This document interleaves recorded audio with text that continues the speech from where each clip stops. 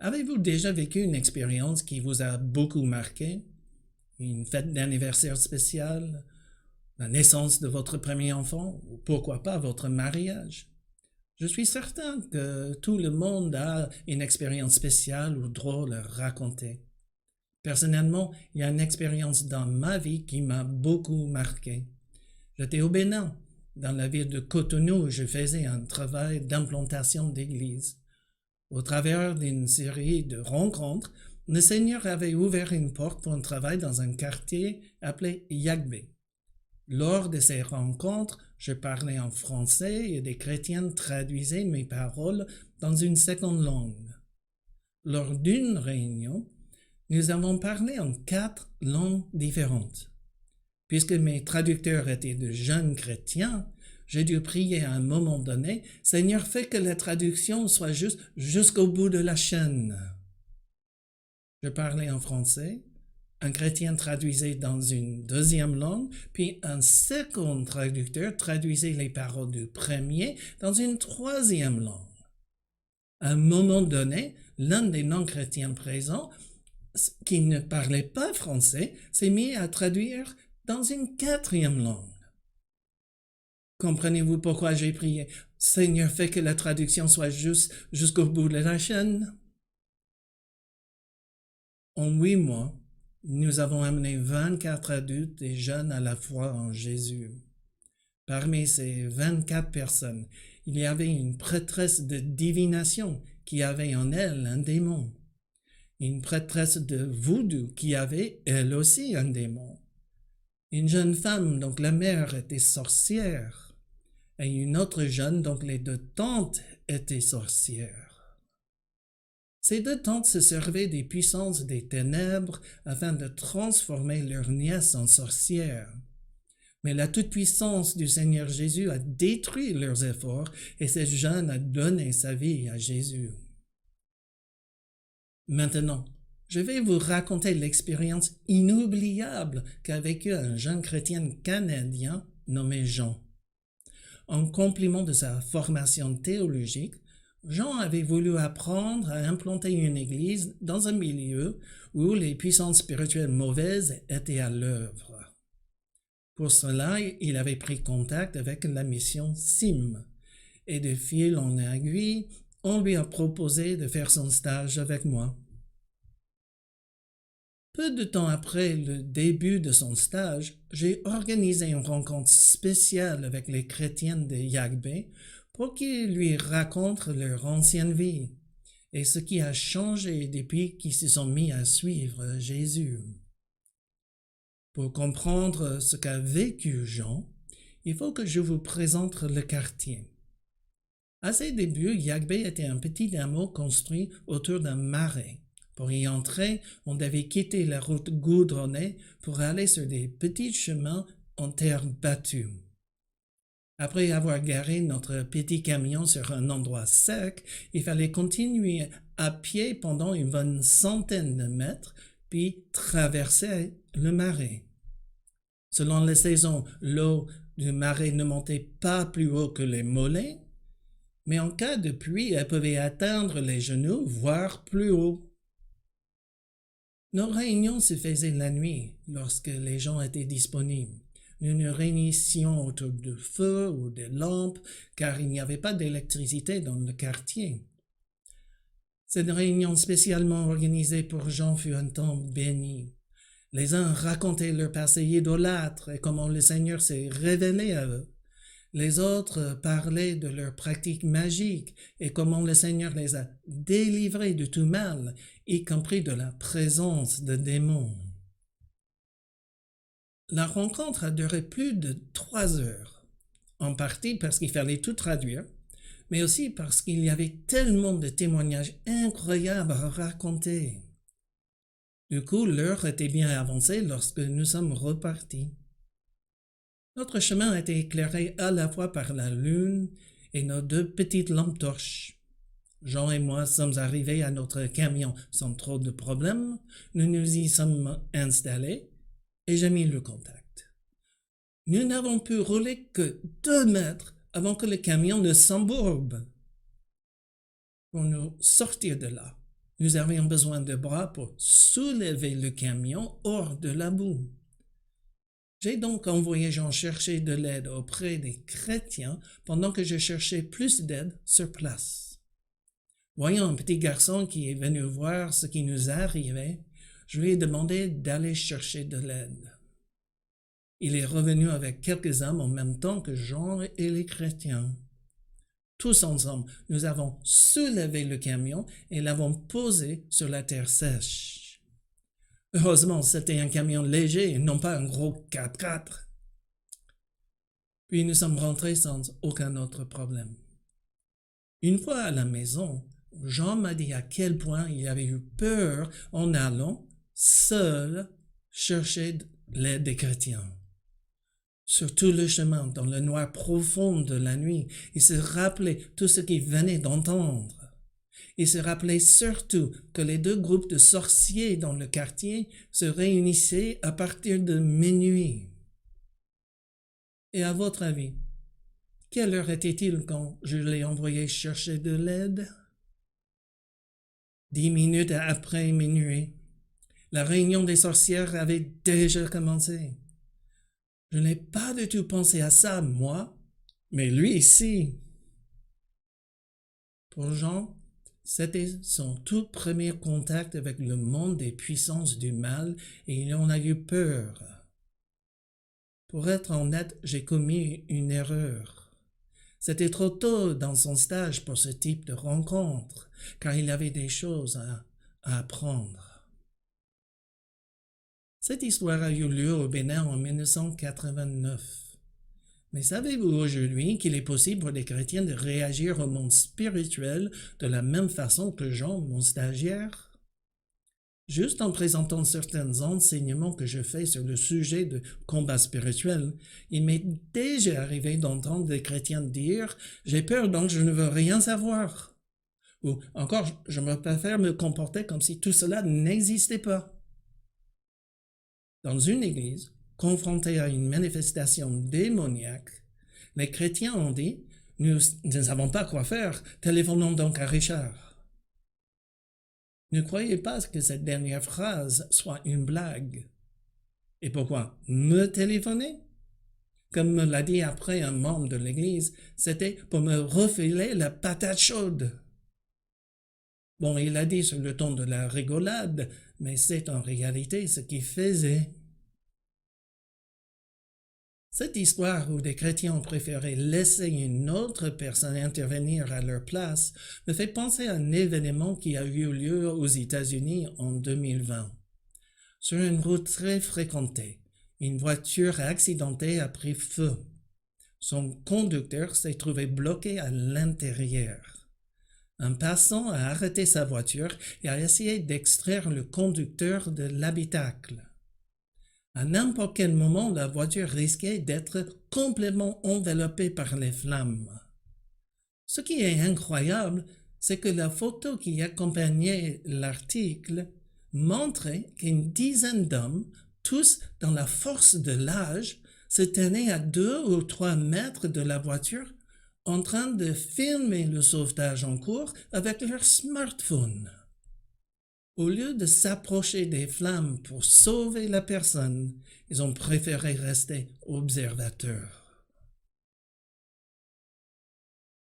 En comparant deux situations, celle de l'accident de voiture et celle d'une personne souffrant d'oppression spirituelle, je ne cherche nullement à accabler ni faire culpabiliser ceux qui ne savent pas venir en aide. Il se peut que vous ne sachiez pas comment faire, comment procéder, et cela est tout à fait normal. Nous sommes tous pareils.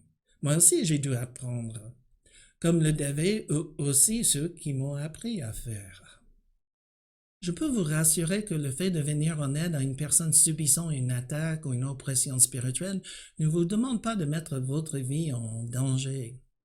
Mais ce qui est demandé de vous comme de moi est de la volonté, de la connaissance et du savoir-faire. Ces deux dernières choses, la connaissance et le savoir-faire, peuvent s'apprendre sans trop de difficultés. Nul besoin pour cela de faire des études à Oxford, à Harvard ou à Polytechnique. Le début de la connaissance vient en ouvrant votre Bible. Le savoir-faire peut venir en apprenant de Jésus et de ceux qui l'a formé. Il ne reste que de la volonté, mais cela nous allons le mettre de côté pour le moment. Dire « ouvrez la Bible pour accueillir de la connaissance et du savoir-faire » est facile. Mais où exactement allons-nous ouvrir notre Bible? Nous n'allons quand même pas l'ouvrir au hasard.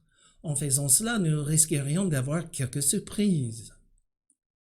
Je crois plus sage de commencer avec des textes bibliques qui nous montrent que la victoire acquise par le Seigneur Jésus sur Satan et les démons est absolue, totale et éternelle.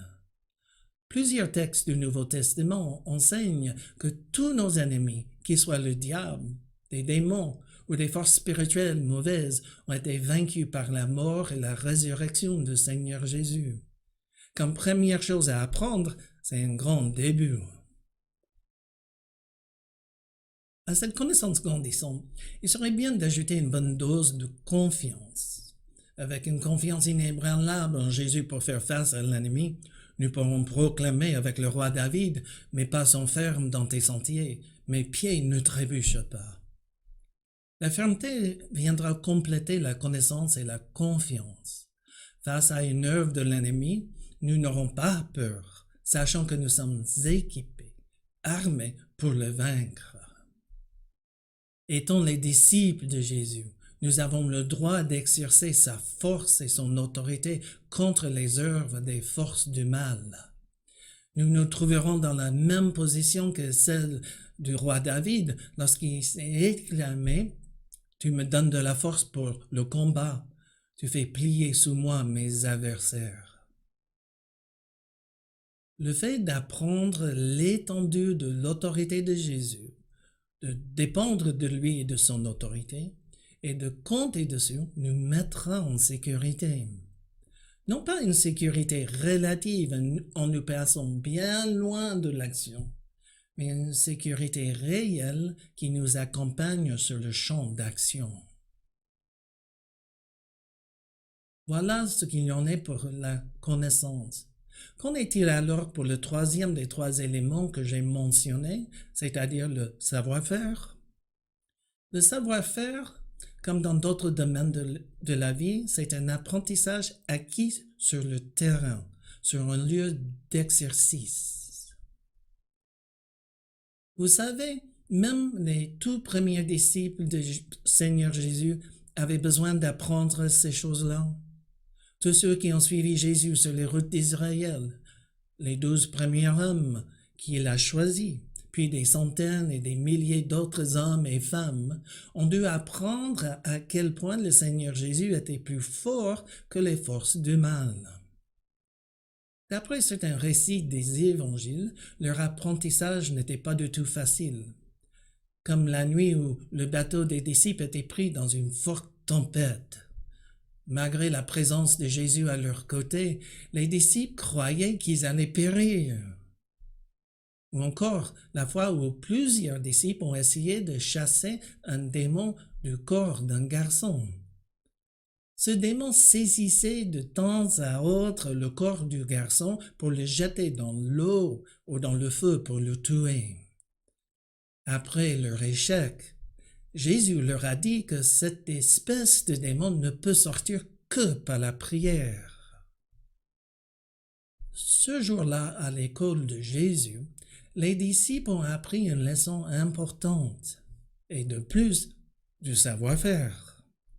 Progressivement, ils ont appris à compter sur Jésus et sur son autorité, puis à exercer eux-mêmes cette autorité avec foi et confiance. Après quelques années d'apprentissage, le Seigneur les a laissés afin de retourner auprès de son Père.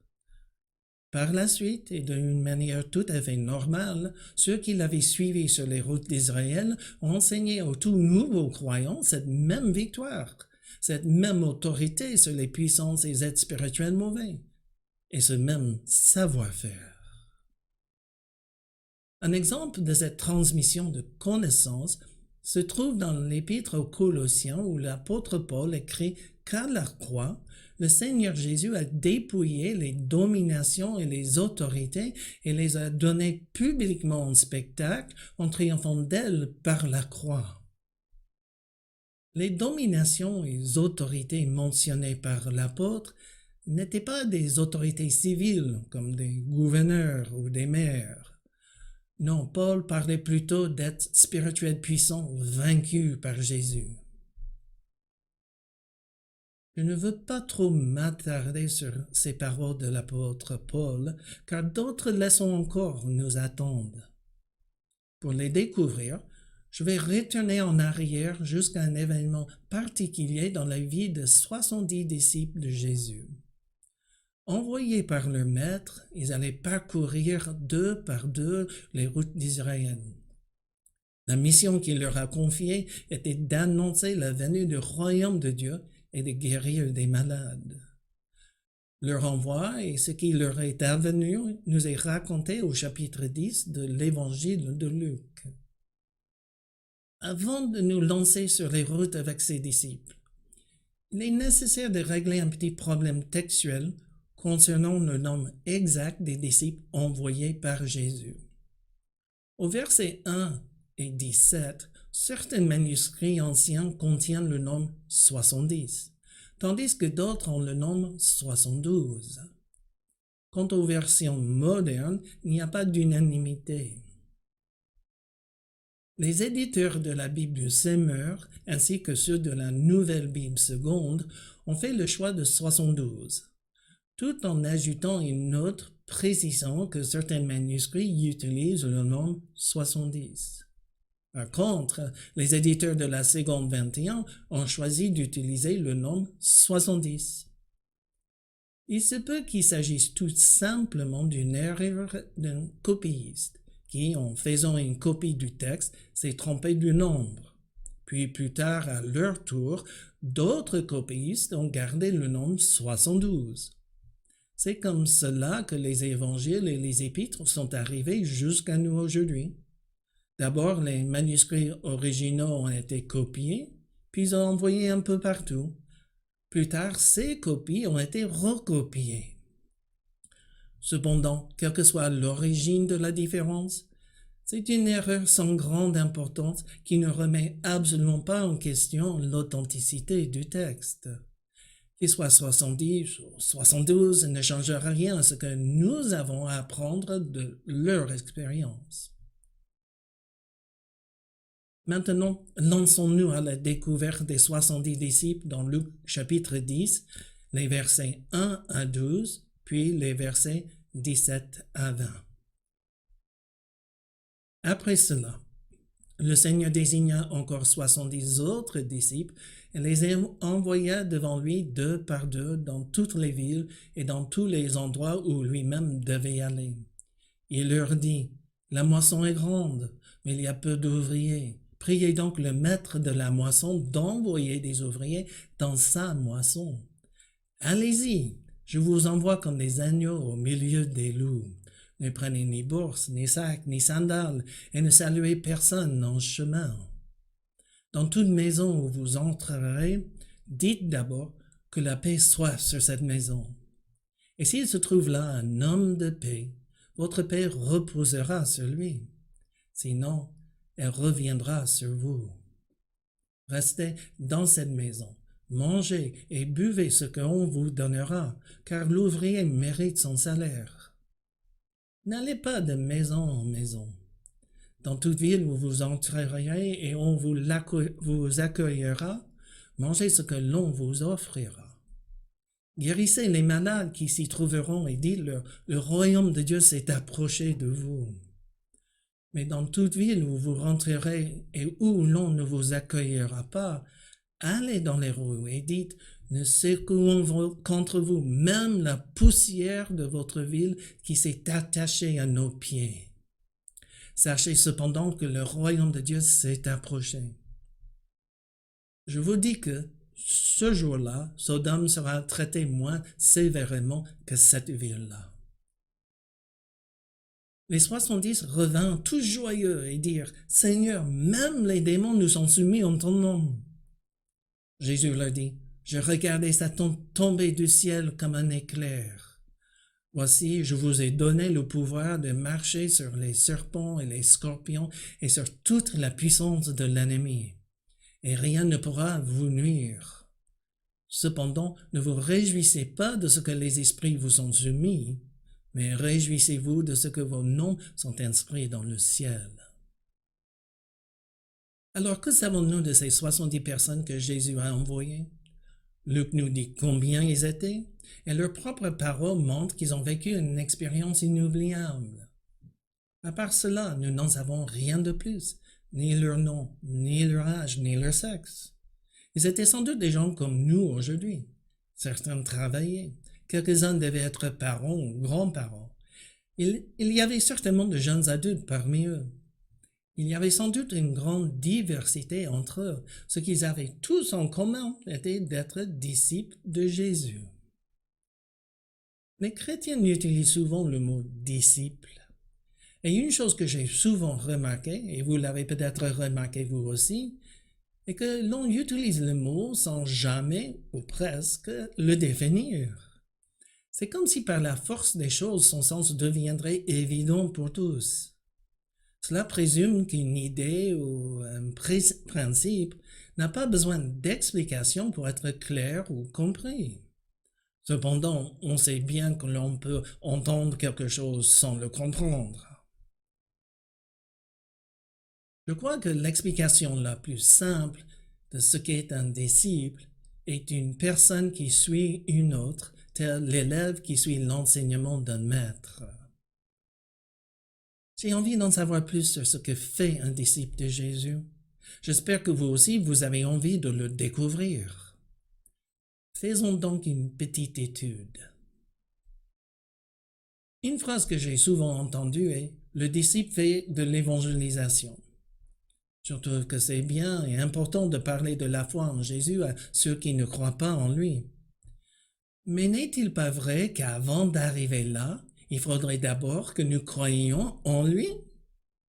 Et disciple donc celui qui croit en Jésus. Les 70 disciples envoyés par Jésus croyaient qu'il était le Messie, le Sauveur tant attendu. Nous voyons aussi qu'ils avaient accompagné Jésus sur les routes d'Israël. Cela me rappelle une expression juive dont j'ignore l'origine exacte. Le disciple est celui couvert de la poussière de son maître. À cette époque-là, pendant que le maître et ses disciples se rendaient d'une ville à une autre, celui qui voulait apprendre le plus se tenait tout près de son maître. Ainsi, la poussière soulevée par les sandales du maître tombait sur lui. Les 70 ayant suivi Jésus depuis un certain temps devaient être tous couverts de la poussière de ses sandales. Être disciple de Jésus, c'est donc être en relation proche, voire intime avec lui et suivre ses enseignements. Le comportement des 70 nous révèle un autre aspect de ce que c'est un disciple. Ils ont obéi aux ordres de Jésus d'aller sur les routes proclamer la venue du royaume de Dieu. Cette obéissance est plus qu'un simple ordre d'aller évangéliser les gens auxquels les 70 ont obéi. L'obéissance va plus loin que cela. Comme Jésus l'a lui-même expliqué à un groupe de Juifs qui avaient cru en lui. Si vous demeurez dans ma parole, vous êtes vraiment mes disciples. À un autre groupe, il a dit, je vous donne un commandement nouveau. Aimez-vous les uns les autres. Comme je vous ai aimé, vous aussi, aimez-vous les uns les autres. C'est à cela que tous reconnaîtront que vous êtes mes disciples, si vous avez de l'amour les uns pour les autres. Nous pouvons en conclure que le disciple met en pratique les paroles de Jésus et aime les autres disciples. Ayant vu tous ces autres points de ce qu'est un disciple, nous pouvons dès lors dire que le disciple répand le message du royaume de Dieu et de Jésus. Ainsi, l'évangélisation trouve toute sa place dans la vie d'un disciple. Nous transmettons aux autres ce que nous savons et vivons afin qu'ils connaissent Jésus et qu'ils soient, eux aussi, couverts de sa poussière. Passons maintenant à une autre caractéristique des disciples de Jésus, une qui leur accorde à la fois une identité et un rôle important à jouer pour le royaume de Dieu. Cette nouvelle caractéristique, c'est d'être ambassadeur du Seigneur Jésus. Au premier abord, cela pourrait ne pas être évident, mais je vais vous l'expliquer. Je démarre avec une question importante. Qui a le droit et le pouvoir d'accorder à une personne le statut d'ambassadeur? Évidemment, personne ne s'autoproclame ambassadeur. Pouvez-vous imaginer le chaos si quelques centaines de personnes entraient toutes en même temps au ministère des Affaires étrangères et proclamaient devant le personnel abasourdi « Je me nomme officiellement ambassadeur de la France ». Croyez-vous qu'une telle autonomination marcherait? Dans les faits, l'ambassadeur d'un pays est nommé par la plus haute autorité de son pays, le président, le roi. L'ambassadeur est en quelque sorte missionné par cette autorité au-dessus de lui afin d'aller ailleurs promouvoir les intérêts et projets de celui qui l'a nommé et l'a envoyé. Sur place, il deviendra à la fois son représentant et son porte-parole. Quant aux 70 disciples, ils ont été choisis par le Seigneur Jésus en vue d'une mission spéciale. Ils allaient le représenter, être ses porte-paroles. Vous voyez, il existe de nombreux parallèles entre l'ambassadeur d'un pays et le disciple ambassadeur du royaume de Dieu.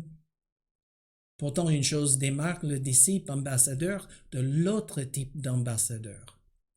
L'ambassadeur d'un pays ne sert que pour un temps limité, tandis que les disciples sont des ambassadeurs à vie. Nous allons faire une digression en laissant de côté les 70 disciples afin de voir le travail fait par un autre ambassadeur de Christ, c'est-à-dire l'apôtre Paul.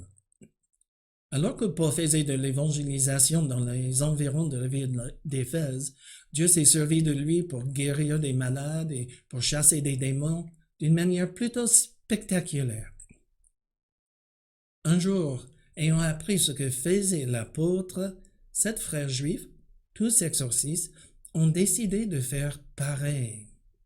J'imagine très bien l'un d'entre eux dire aux autres quelque chose du genre « Mes frères, vous avez vu ce que fait cet homme? Il s'appelle Paul, non? » Je sais, je spécule un peu. Mais si, en tant qu'exorcistes, ils avaient été moins efficaces que Paul, ils auraient été normal de vouloir faire comme lui. Donc, un jour, devant un homme démonisé, ils ont proclamé « Nous vous conjurons par le Jésus que Paul prêche. » Mais quelle déclaration puissante! Sauf qu'il y avait un problème. Ses frères ont essayé de se servir du nom de Jésus sans croire en lui. Cela fait-il d'eux des disciples de Jésus? Bien sûr que non, et encore moins ses ambassadeurs. Alors ce qui devait arriver arriva. Sous contrôle du démon à l'intérieur de lui, l'homme s'est jeté sur eux, les maîtrisa tous et les a maltraités de telle sorte qu'ils s'enfuirent de la maison nus et blessés. L'expression prendre une déculottée semble bien appropriée. Ayant entendu les frères dire « Nous vous conjurons par le Jésus que Paul prêche », le démon ne s'est pas laissé faire. « Mais je connais Jésus, dit-il. » Les démons sont des êtres spirituels créés par Dieu, mais qui sont entrés en rébellion contre lui. Ce démon connaissait donc Jésus.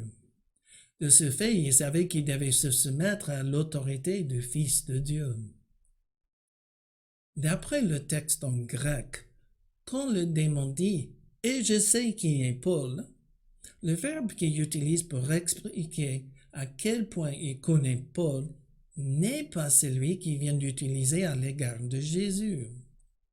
Puisqu'il savait ce que Paul accomplissait dans la région, c'est comme si le démon disait « Quant à Paul, je sais des choses à son sujet ». Il savait très bien que s'il se trouvait face à Paul, il devait se soumettre à l'autorité de Jésus exercée par lui. Pour moi, il est clair qu'il n'y avait pas encore fait, si on peut le dire ainsi, la connaissance personnelle de Paul. Qu'est-ce qui me permet de le dire? Tout simplement que s'il avait déjà rencontré Paul, Paul l'aurait déjà chassé. Puis tombe cette question aussi brutale qu'accusatrice. Mais vous, qui êtes-vous? Le démon n'est pas en train de leur demander de se présenter à lui. Non, sa question signale aux frères l'absence de toute relation entre eux. Mais aussi, et c'est important pour ce qui adviendra, qu'il n'avait aucune autorité sur lui. C'est cette absence d'autorité supérieure qui a permis aux démons de les malmener si facilement et si brutalement.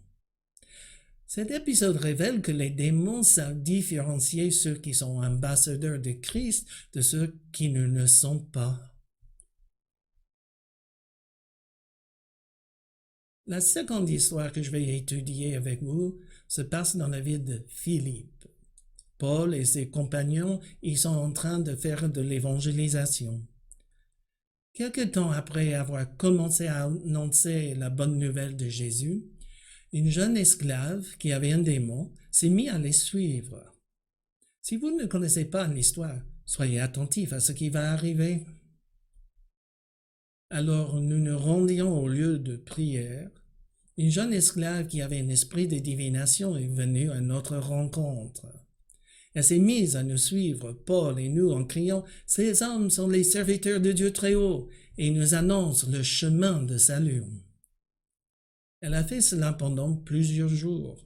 Paul, agacé, s'est retourné et dit à l'esprit « Je t'ordonne au nom de Jésus-Christ de sortir d'elle. » Il est sorti au moment même.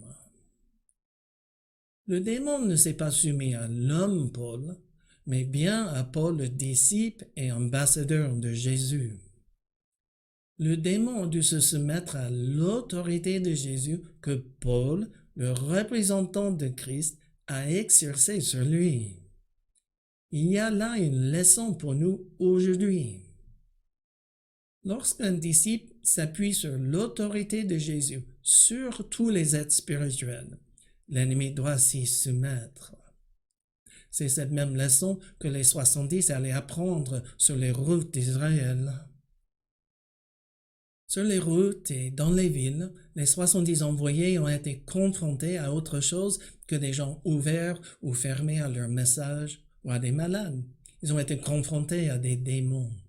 Et à leur retour, ils ont affirmé avec joie à leur maître, « Seigneur, même les démons nous sont soumis en ton nom. » Je peux entendre dans leur voix leur étonnement et l'accent qu'ils ont mis sur le mot « même ». Même les démons. Qu'est-ce qui s'est passé ici? De simples croyants qui chassent des démons? Alors cela signifie que la délivrance n'est pas uniquement l'affaire de Jésus ni des apôtres.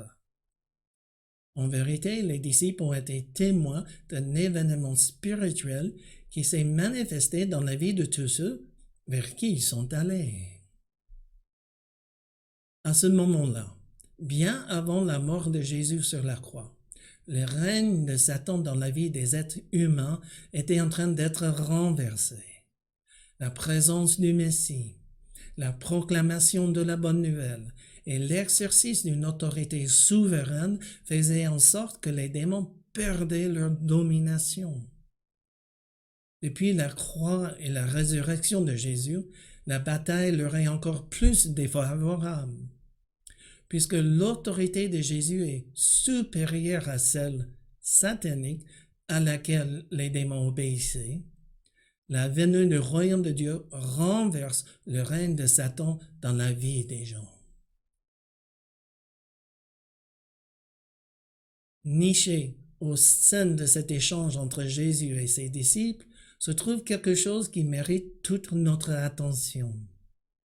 Après le retour de ses disciples, Jésus leur dit, « Voici, je vous ai donné le pouvoir de marcher sur les serpents et les scorpions et sur toute la puissance de l'ennemi, et rien ne pourra vous nuire. » Ce qui n'est pas évident dans le texte en français est que les mots « pouvoir » et « puissance » traduisent un seul mot grec.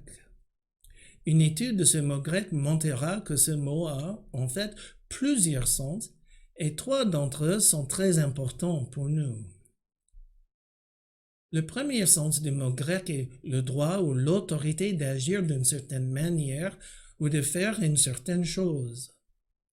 Le deuxième sens est la puissance qui permet à la personne de faire ce qu'elle veut faire. Le troisième sens est le domaine sur lequel une personne a le droit de régner. Au verset 19, nous trouvons 2 des 3 sens du mot grec. Les disciples de Jésus avaient reçu de lui le pouvoir, c'est-à-dire le droit d'agir contre la puissance de Satan. Quand les 70 ont agi contre les démons, ils ont exercé l'autorité que Jésus leur avait conférée. À travers la proclamation du nom de Jésus, les disciples avaient toute la puissance nécessaire pour les chasser, car la puissance de Jésus, comme son autorité, est supérieure à celle des démons et de Satan. Il me semble que c'est le moment approprié pour mettre un coup de projecteur sur les mots « en ton nom » qu'ont prononcé les 70. À cette époque-là, le nombre représentait la personne, sa puissance, son pouvoir ou encore sa nature. Les démons savaient bien tout ce qui était contenu dans le nom de Jésus. Étant ses ambassadeurs, en invoquant son nom sur les démons, les disciples ont exercé sur eux son autorité et sa puissance. Aujourd'hui, lors des réunions de prière, de nombreux chrétiens ont l'habitude de terminer leur prière par une certaine phrase. Cette phrase-là, vous la connaissez tous. Et peut-être vous terminez ainsi vos prières. Cette phrase, c'est « au nom de Jésus, Amen ». Ainsi, tous ceux présents savent qu'on a fini de prier. Pourtant, lorsque les 70 sur les routes d'Israël ou l'apôtre Paul à Philippe ont dit « au nom de Jésus », ces mots prenaient un tout autre sens. En les prononçant, les disciples proclamaient et exerçaient l'autorité de Jésus. Quant à nous aujourd'hui, s'il nous arrive de devoir faire face à une opposition spirituelle, nous n'aurons qu'à compter sur le nom du Seigneur Jésus pour être protégés, pour mettre fin à une opposition, à une manifestation, ou encore pour remporter la bataille. Il est important que chaque croyant comprenne que l'autorité de Jésus sur les puissances et êtres spirituels mauvais n'est pas accordée uniquement à un groupe limité de chrétiens, comme les 12 apôtres ou à ceux, comme moi, qui sont appelés à faire des exorcismes. J'ai déjà entendu cette idée, mais je vous assure que c'est complètement faux. L'autorité du Seigneur Jésus est accordée à tous ceux qui sont ses ambassadeurs. La seule différence entre vous et moi est peut-être que, par appel du Seigneur, je suis amené plus souvent à aider ceux qui subissent des oppressions spirituelles et de ce fait être confrontés aux forces du mal. Il ne s'agit pas d'une soi-disant onction spéciale ou d'un don spirituel de délivrance, qui d'ailleurs n'existe pas. Il s'agit surtout et toujours de notre identité, de qui nous sommes en Jésus. Ce n'est qu'après que nous pouvons parler d'appel. Pendant que je faisais une étude sur l'envoi des 70 disciples, je suis tombé sur quelques phrases géniales dans un commentaire biblique écrit par Trent Butler. Les messagers choisis par Jésus retournent enthousiasmés. Ils ont exercé des pouvoirs qui dépassent leur entendement. Même des esprits mauvais leur ont été soumis. Qu'est-ce qui peut être mieux que cela? Alors, prochaine mission, s'il vous plaît. L'expérience vécue par les disciples a été incroyable. Pensez à la réjouissance de ceux qui ont été guéris, ou à celle des familles dont un bien-aimé a été délivré d'un démon. Devant le Seigneur, les disciples ont laissé éclater leur joie. Mais en réponse, le Seigneur les a en quelque sorte recadrés en leur rappelant que ce qui comptait le plus était d'avoir les bonnes priorités. Dans son commentaire, Trent Butler a trouvé les paroles pour bien exprimer l'enthousiasme des disciples. Avec ce qu'ils ont expérimenté, une telle réaction de leur part est compréhensible. Mais le danger qui guettait les disciples était de se focaliser de plus en plus sur la puissance de Jésus et moins sur le Seigneur lui-même. Car le risque existe bel et bien de passer de l'état de messager, donc le message rend libre, à l'état de délivreur cherchant des démons à chasser. J'ai créé le mot délivreur pour l'occasion. Je pense que vous comprenez bien l'idée. Faisons ici un arrêt sur image pour nous interroger. Si cela nous arrivait, que deviendrait alors la bonne nouvelle? La bonne nouvelle de Jésus ne doit pas être réduite à un simple permis de chasse aux démons. Non, elle est la restauration de la relation avec Dieu. Certes, cette bonne nouvelle comporte un élément de libération que nous ne devons jamais occulter. Cependant, l'élément essentiel, primordial, sera toujours le salut. C'est pour cela que Jésus recadre les disciples en leur montrant ce que sont les bonnes priorités. Et que sont-elles, ces bonnes priorités? Avant toute autre chose, elles sont 1. D'être sauvés par la foi en Jésus, et 2. De nous réjouir de notre nouvelle vie en Dieu. L'essentiel n'est donc pas une expérience puissante, ni l'exercice de la puissance de Jésus. Bien sûr, cela ne nous empêchera pas de nous réjouir lorsqu'une personne est délivrée des puissances des ténèbres. Comment imaginer qu'on ne puisse pas s'en réjouir? Mais gardons les bonnes priorités. Ce qui compte avant la délivrance des démons est la délivrance de la condamnation éternelle pour nos péchés. La délivrance du péché et de la mort prime sur la délivrance des démons. Réjouissons-nous alors que nos noms sont inscrits dans le ciel, que nous sommes sauvés par la foi en Jésus et que nos péchés sont pardonnés. Pour terminer, j'aimerais revenir à Jean, mon stagiaire. Nous l'avons laissé dans la maison à côté de nous, rempli de peur. Il m'a dit qu'il avait eu peur lorsqu'il a dû aller chercher de l'aide. Au lieu de compter sur la victoire de Jésus et sur son autorité, il craignait l'environnement tout autour de lui.